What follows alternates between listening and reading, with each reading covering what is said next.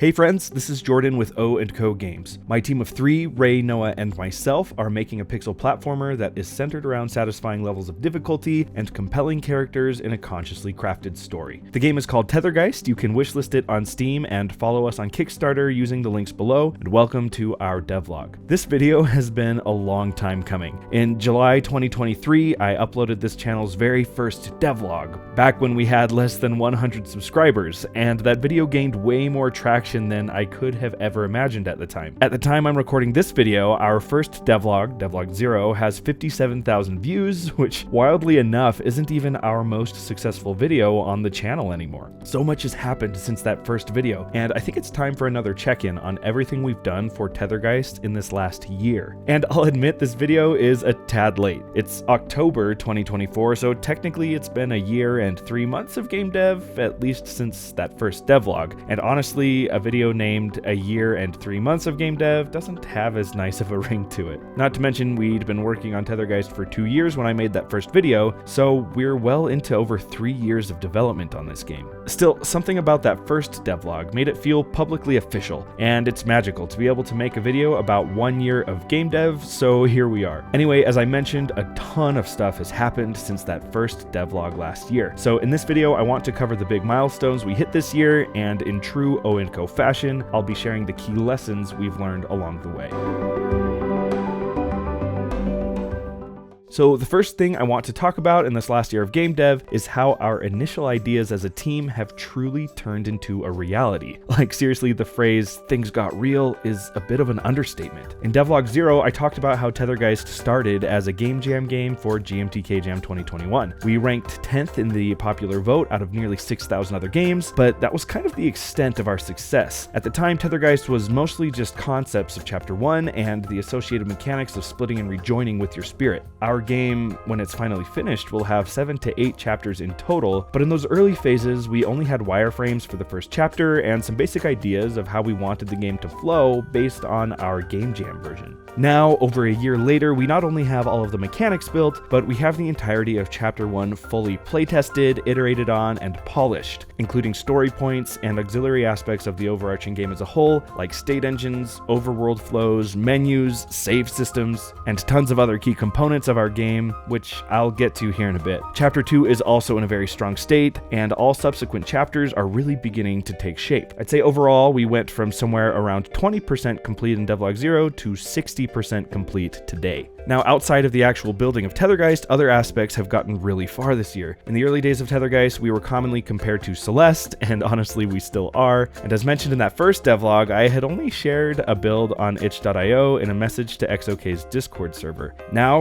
we've been to PAX West and actually met Noel, one of the co-creators of Celeste. He came to our booth, played through our demo, and hung out and chatted with us for a bit about game design. And by the way, he totally loved Tethergeist. Another aspect of this project that has gotten very real for us is its potential to turn into a full-time thing. At the time of this video, we're still just a tad too early to tell, but we're launching our Kickstarter in literally less than a week, and depending on how that does, this could become our full-time jobs. Something that goes from a hobby to an actual source of income. So honestly, if this project looks like something you'd be interested in, we'd be honored to have you head over to our Kickstarter and back our project. Tethergeist is absolutely an incredible game that I truly believe in, and I know it's a great game based on our thousands of playtests we have conducted and will continue to conduct. So if platformers are your thing, I promise you won't regret backing us on Kickstarter, I promise. The link you would need for that is in the description below. Anyway, shameless self-promotion aside, things have also gotten very real with how many people have seen and played our game. A year ago, Tethergeist was just a little project that we really only shared with people we knew directly. It was just a show your friends kind of thing. Now we have an audience of over 12,000 subscribers, with our videos having racked up over 500,000 views. When we were at PAX, we had multiple people, total strangers, come up to us and tell us how excited they were that we were there, and that they went out of their way to come find us. I mean, don't get me wrong, we're still a relatively small studio, but our audience is just radically bigger than we ever could have imagined when we first started this devlog series. Even Mark Brown from GMTK has started taking notice of what we have going on over here. Since Tethergeist was originally a tiny game jam game for his GMTK 2021, seeing his occasional comment on our videos is just another heartwarming experience that is making this project just very real, and maybe a touch surreal. Anyway, the key lesson I have to share about this whole things getting real segment, is that if you want to make things happen, keep at it. Time is the ultimate catalyst. We've been consistently chipping away at this project, sharing our progress through this channel and attending events. By sticking with your project, whatever that project may be, you can accomplish great things. Follow through is the key. So as I mentioned previously, we've made great strides in improving our gameplay this last year. It's honestly like a totally different game, in a good way. We started with just a simple idea of splitting and rejoining with your spirit, and we have evolved that into several new and unique ways to explore that movement system. We have a push and pull mechanic, one that launches the character like a fireball, one that sends her spirit flying across the screen like a caffeine-infused billiard ball, a way to split with multiple spirits, and several other remixes of those ideas, blended with environmental mechanics that riff off of one another. To get to this point, all of our mechanics have gone through a pretty rigorous design process, and they will continue to go through it. I first come up with some ideas, then through continual playtesting with our player base and iterative design changes, we arrive at what feels like a genuinely fun and satisfying movement system for each chapter. Movement systems that operate within our team's established design pillars of combat-free, challenging but fair levels of difficulty, and responsive controls driven by predictive inputs. Through this design process, we've landed on our very solid chapters 1, 2, and Spirit World. Now with this in mind, these elements of the game that make up our sort of vertical slice are notably pretty different from the exact vision we originally had when we first set out to make them. So that leads me to the second lesson. Be willing to adjust your vision based on new information, and that new information is constantly streaming in if you're looking for it. Some of the ideas that we had have needed to change, be refined, or actually just be totally trashed based off of the information we've gotten over the months through the form of playtesting data and player feedback. It's okay to deviate from your original designs.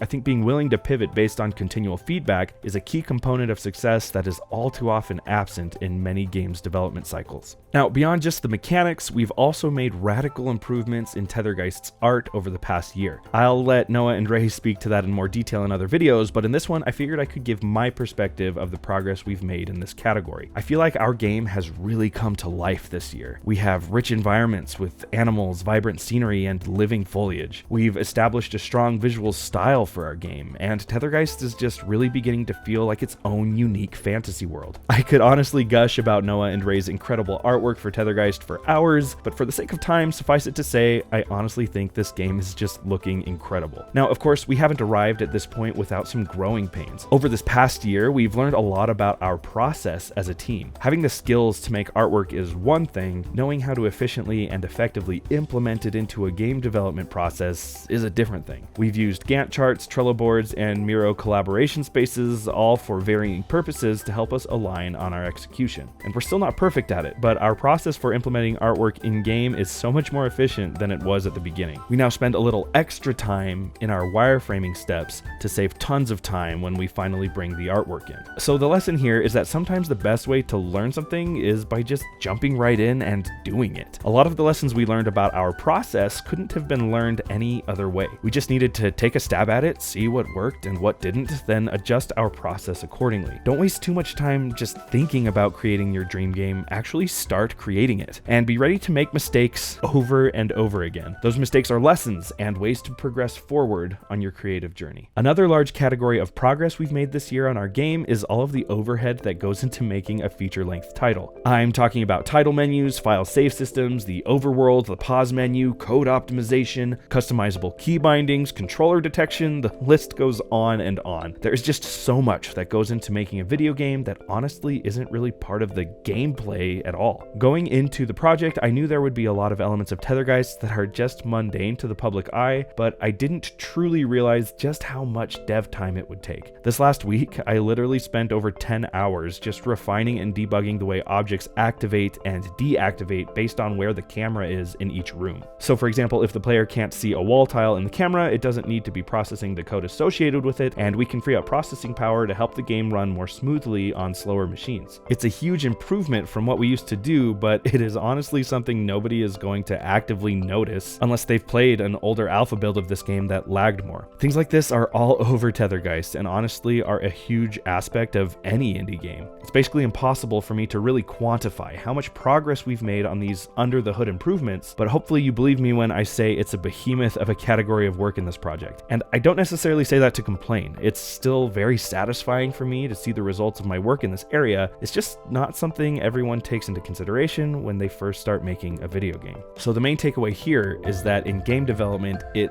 always takes longer than you think. I often hear fellow devs say things like, take your estimated timeline and multiply that by 3. And I'm always inclined to say, well, it can't be that bad. I bet if I just multiplied it by 2, that would be sufficient, right? Whatever the exact number ends up being, it's still a lesson we're constantly learning on our team. It always takes longer than we think. Don't worry, Team Cherry, we understand. Anyway, that leads me to the last point I want to make in this video, and it has to do with the value of having clear goals and specific milestones to reach along your game dev journey. Back when I had a band in college, I found it was easier to be productive in rehearsals when we had a concert coming up. Knowing that we'd have to be performing in a public venue in the near future gave us more motivation to be structured and intentional in the progress we made in our music. The exact same thing can be said for game development. PAX West, for example, was a huge milestone for us as a team that lit an even stronger fire under us to make huge strides in our development pipeline. Up until that point, I don't think we had made progress as quickly or impactfully on Tethergeist in such a short time. And honestly, I don't think we've ever really shirked our productivity much in general regardless. But having that milestone was just a huge motivator for us. And while it led to some pretty uncomfortable crunch nights, the benefits of having a milestone like that are undeniable, and honestly so satisfying to accomplish when you reach them. Similarly, we have our Kickstarter coming up, so we have set goals for where we want the game to be in preparation for that. And Next Fest is of course also going to be a huge milestone for us, and that's happening less than a week after our Kickstarter launches. All of these dates and goals serve to really help us stay engaged and motivated as a team. I hear a lot of indie devs talk about how awful development hell is, and I think one good way to get through it is to have external factors keeping you accountable for delivering. Create a calendar with specific milestones and specific goals to achieve along the way, and hold yourself accountable to them. And of course, if you miss a deadline, don't get discouraged. Set a new goal, learn from your mistakes, and keep moving forward. There is a new phrase that has sort of evolved for me as I work on this project. I am inevitable. This game is going to be completed, no matter what. Anyway, that will about do it for this devlog. We have seen so much progress in this last year, and it's both humbling and encouraging to see all of these little indicators of the potential this game has for success. Tethergeist has evolved so much from what it was in Devlog 0, and we've seen a lot of our original ideas and dreams come to fruition and become a reality. Our game is really shaping up to be something we've always hoped it could be, and through our iterative playtesting process, we're feeling really good about the direction it's headed. We want to release Tethergeist next year, hopefully sometime between March and June. It's a finish line that's still a ways off, but it's feeling closer and closer every day we put our hearts and souls into this game. If Tethergeist is a game that interests you, please consider backing it on Kickstarter and wishlisting it on Steam. You can also join our Discord server and subscribe here to stay in the loop on our progress. All of the links you'll need are in the description below. As always, thank you so much for watching, and I'll catch you next time.